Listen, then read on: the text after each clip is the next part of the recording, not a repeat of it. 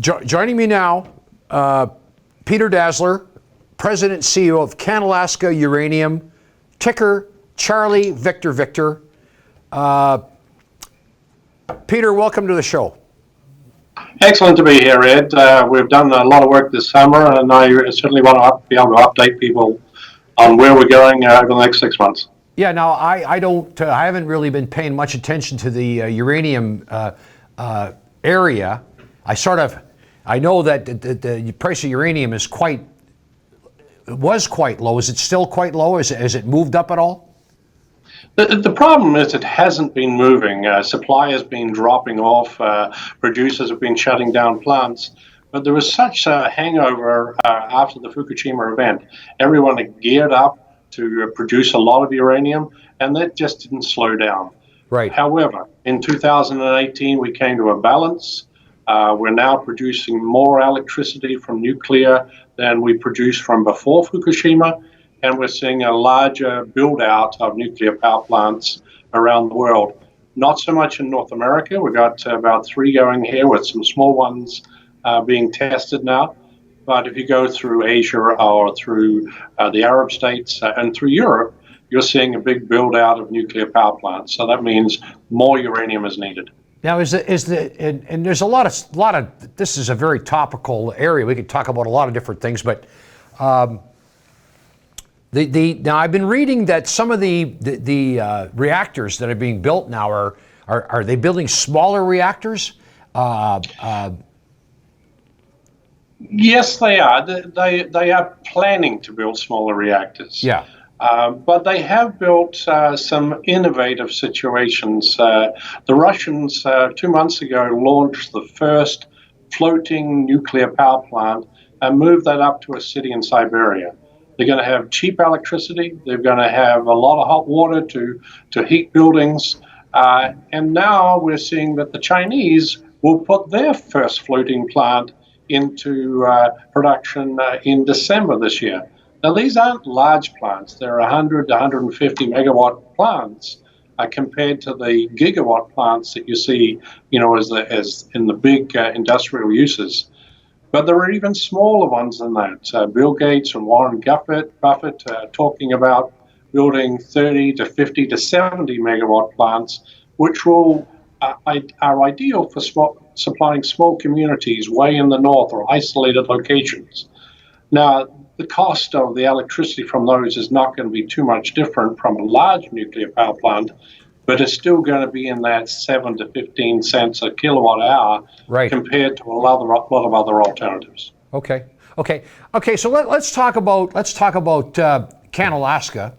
CanAlaska. Now, I looked at it briefly. Now, you have a partnership with Cameco, correct? That's correct. We have several partnerships and sort of, let's say, our business, we're project generators, but the largest one is with Cameco on a project called West McArthur. It's a large uranium property next door to their biggest uranium mine, their biggest, richest uranium mine, McArthur River.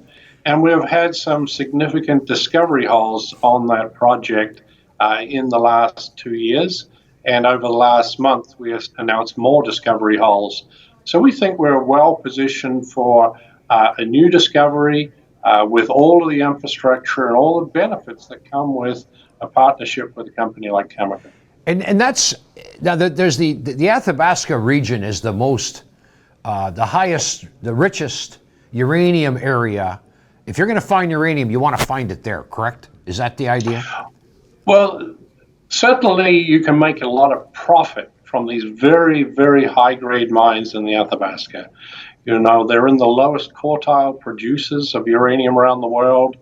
They have grades that run 10 to 15% uranium compared to anyone else, in the 1 or less than 1% or 0.1%. They are not the lowest cost producers. In Kazakhstan, we have disseminated uranium in the sandstones, and they can pump that out of the ground. But certainly to supply the amount of uranium that's needed for the nuclear power plants, being in the lowest quartile with these very high-grade mines is a great place to be. We've got stability, political stability, and we've got lots of opportunities to find more mines. Right, right. So now I look and I see there's only about 50 million shares in your company. Is that right? 45, 50 million? 45 million shares. The company's been around over 25 years, and we've generally have funded ourselves from selling projects, being operators on projects, very, very cautious with the funding that we've taken in, and usually we've had other larger groups fund our exploration projects.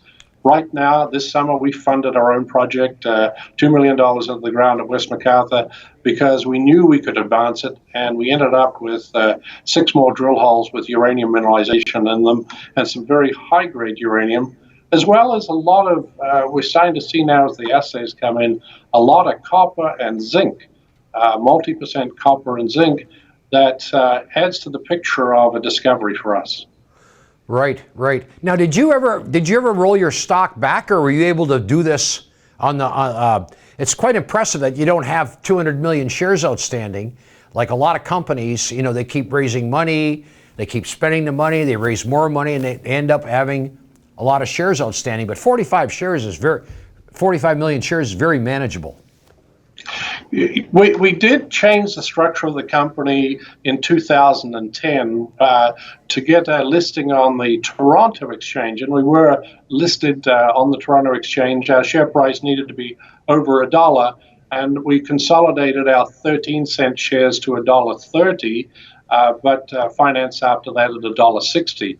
Okay. We were trading at $1.60 when Fukushima happened. So right today at 25 cents, you're seeing that company that was consolidated in advance and went on the main board of the Toronto Exchange.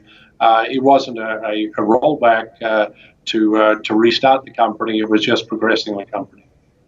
Right, right, right. Now you're also doing some things in the nickel area, I understand.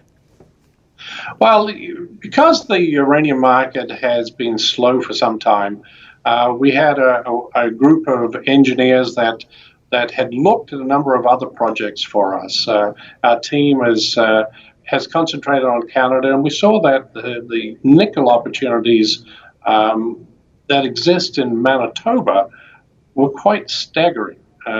This area was the 5th largest nickel producing area in the world, and now we've seen that there's no other exploration been going on there since 2005.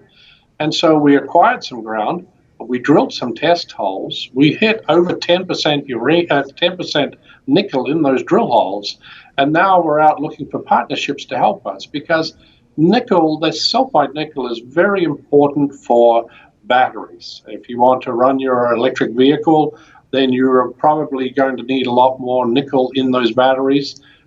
So currently now we're seeing 80% nickel in those batteries, and the more you can get into it, the more energy you can store. So sulfide nickel deposits are becoming very topical. The nickel price has soared over the last 6 months, and we're sitting now with about 500,000 acres of land in the Thompson Nickel Belt. We bought an old nickel mine, a very high-grade nickel mine, and we just drilled north of there and hit this very high-grade nickel. And we have 2 other projects that we're working on right now. They pale in comparison to what we've done in the nuclear end with the uranium and the Athabasca, but I think they're very strategic for the company. Yeah, yeah. Now tell me, who are the major shareholders of CanAlaska? Like, for instance, did you have some institutional shareholders, management, et cetera? Well, management's always had 10 to 12% of this company, but this year we brought in a group that was headed by Sprott Global, and so those clients in Sprott own around about 15% of the company. Management has about 10% of the company right now. And we have, I think we just had 30% support at our AGM. So we've got a loyal group of shareholders that have been with us to see this discovery phase. The institutional group there is now spearheaded by Sprott, and management has a significant stake in this company. Yeah, I followed the mining sector off and on for decades, And I'd have to say right now is one of the toughest times to get a reasonable valuation. I mean, I'm just calling a spade and saying, I can show you all kinds of deposits. Nobody seems to care, but that's usually the opportunity, right? You buy them when everything's on sale. I know you mentioned Sprott, the company, but there's also Eric Sprott. He's put a lot of money into mining deals recently, and I know he did put some money into a nickel deal recently. Well, Ed, you have to be contrarian in this business to get the edge for your shareholders. As a project generator, we look, 3 or 4 or 5 years out, trying to anticipate what's going to be in demand, and then we go and acquire the projects. In Canada, it's very fortunate. We have a huge database of information, and we can draw on that to select good pieces of ground. That's how we still maintain 1 million acres of land in the Athabasca Basin for uranium. That's why we have a large position in the nickel district in Manitoba, but we acquired all of those years ago. Now the market's coming and saying we need more uranium, we need more nickel. It hasn't got to the frenzy that we saw in 2005 and 6 for uranium, but I think that's coming rapidly. Yeah. We see over 400 or 500 million pounds of uranium that's short right now, that's in demand.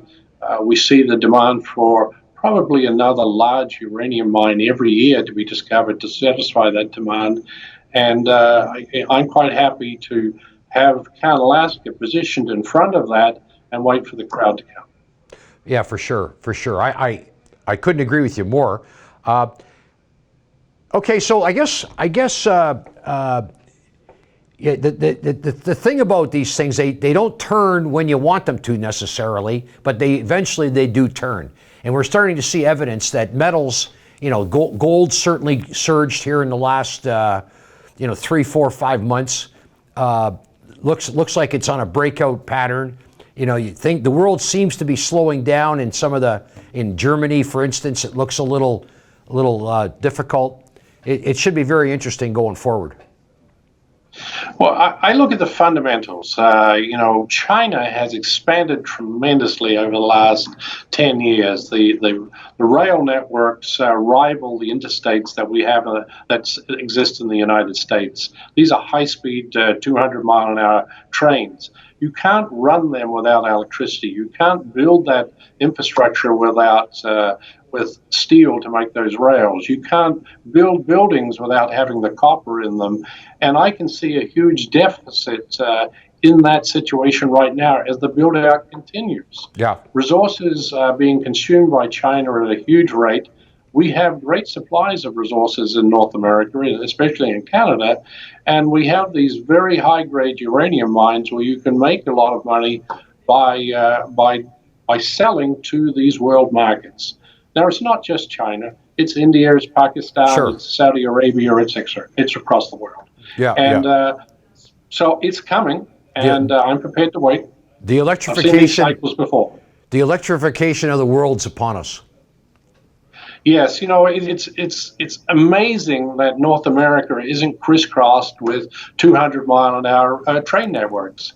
But as soon as that starts to happen, the consumption of steel and copper and nickel will just go crazy. Yeah, and I'm excited for that. Yeah. Peter, great interview. Thanks for coming on the show. We're going to leave it there, and we're going to have you back at some point, and we'll follow up.